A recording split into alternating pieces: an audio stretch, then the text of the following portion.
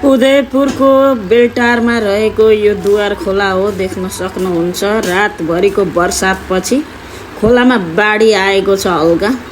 अलिक अगाडि नै म आएको भए त यो धेरै नै बाढी आइराखेको हुन्थ्यो। म अलिकति ढिलो आएँ।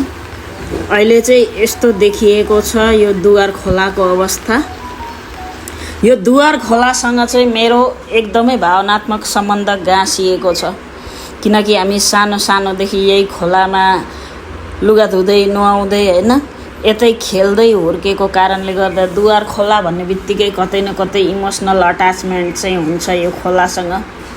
तपाईँहरू कतिलाई थाहा छ, उदयपुर बेलटारवासीलाई त थाहा नै छ होइन।